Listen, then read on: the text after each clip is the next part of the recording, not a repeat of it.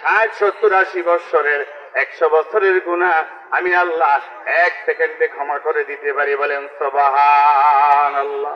জোরে বলেন সুবহানাল্লাহ। কেউ আপনারা কি গুনাহ মাফ চান না? গুনাহ আমগো গুনাহ আসেনি আসেনি। আমার নিজের ভাই এগো দেশবাসীর গুনাহ নেই, গুনাহ খেলে এত কিছু হইবে কেন? হ্যাঁ, আপনাকে মনে গুনাহ নাই? তো গুনাহ থাকলে গুনাহ মাফ করার দরকার আছে না নাই?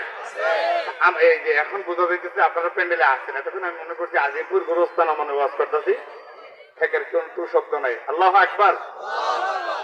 বন্ধুগণ আমার গভীর মনোযোগ। কষ্ট হচ্ছে নাকি? একটু গভীর মনোযোগ।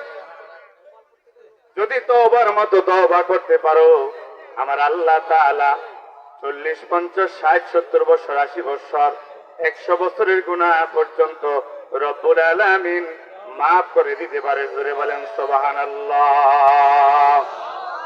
ইল্লা মান তাবা আমানু ওয়া আমিলু আমালান সালিহান ইউবাদদিলুল্লাহু সাইয়্যাতিহিম হাসানাত। বলেন আল্লাহু আকবার। আল্লাহ রাব্বুল আলামিন বলতেছে, হে ঈমানদারেরা,